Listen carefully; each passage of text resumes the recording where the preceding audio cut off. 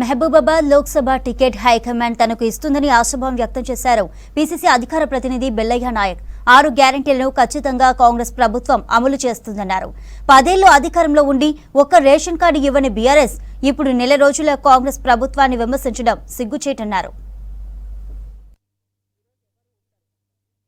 గత ప్రభుత్వం చేసినటువంటి అరాచకాలను, దోపిడీలను, దుర్మార్గాలను రివ్యూ చేస్తుంటే ఒక్కొక్కటి బయటకు వస్తున్నటువంటి పరిస్థితి ఉంది. ఒకవైపు పాలనా యంత్రాంగాన్ని గాడిలో పెట్టి అడ్మినిస్ట్రేషన్ను ఒక రూలింగ్ సిస్టంలో పెట్టే ప్రయత్నం చేస్తూనే రెండో వైపు ప్రజలకు ఇచ్చినటువంటి వాగ్దానాలు నెరవేర్చడం కోసం 25 నుంచి 6వ తారీఖు వరకు అప్లికేషన్లన్నీ స్వీకరించేటటువంటి బాధ్యతను ప్రభుత్వ యంత్రాంగానికి అప్పచెప్పారు. నేను అందుకనే ప్రజలందరినీ కోరుతున్నాను, ఎవరెవరు లబ్ధిదారులు ఏ పథకానికి అర్హులో తెలవాలంటే మీరు దరఖాస్తులు పెట్టుకోవాల్సినటువంటి అవసరం ఉంది. గత ప్రభుత్వం చేసినటువంటి పద్ధతుల్లో దుబారా పద్ధతిలో ఈ ప్రభుత్వం చేయడానికి సిద్ధంగా లేదు. రైతు బంధు పథకం ఉంది, రైతులకు అదేవిధంగా వ్యవసాయం చేస్తున్నటువంటి వాళ్ళకు అందించాలనేటటువంటి ఉద్దేశంతో వ్యవసాయం మీద ఆధారపడి జీవిస్తున్నటువంటి కుటుంబాలకు దాని ప్రయోజనం అందించాలనేటటువంటి ఉద్దేశంతో పట్టా రైతులకు కావచ్చు, అదేవిధంగా కౌలుకు తీసుకొని పనిచేసే రైతులకు కావచ్చు, వ్యవసాయ కూలీలకు కూడా చేయూతనియ్యాలనేటటువంటి బాధ్యతను ప్రభుత్వం నిర్ణయించింది కాబట్టి ఇన్ఫర్మేషన్ తీసుకుంటుంది.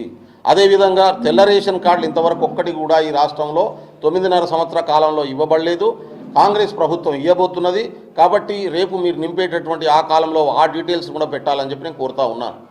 మూడో ముఖ్యమైనటువంటి అంశం, ఒకవైపు ప్రభుత్వం యుద్ధ ప్రాతిపాదిక మీద సరిచేసే ప్రయత్నం చేస్తూ ఉంటే గతంలో 9.5 సంవత్సరాలు ఏ పని చేయకుండా గాడిద పనులు దోమినటువంటి వాళ్ళు, గరకను పీక్కుంటూ బయట కూర్చున్నటువంటి వాళ్ళందరూ కూడా ఇవాళ కాంగ్రెస్ మీద అవాకులు చవాకులు పేలుతూ ఉన్నారు.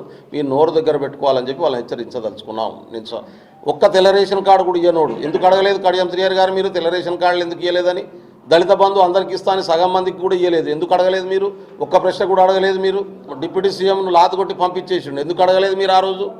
ఇవాళ మాట్లాడుతూ ఉన్నారు వీళ్ళంతా ఎందుకు ఈ సర్వేలని. అందుకనే మేము సర్వేలు చేస్తలేము, డీటెయిల్స్ తీసుకుంటున్నాము, ప్రతి స్కీమును అమలు చేయడం కోసం సిద్ధంగా ఉన్నటువంటి పరిస్థితి ఉంది. మూడో ముఖ్యమైనటువంటి అంశము, పార్లమెంట్ ఎన్నికలు రాబోతున్నాయి. ఈ పార్లమెంట్ ఎన్నికల్లో కాంగ్రెస్ పార్టీని భారీ మెజారిటీతో తెలంగాణలో ఉన్నటువంటి 17 స్థానాల్లో గెలిపించాలని చెప్పి మేము కోరుతా ఉన్నాను.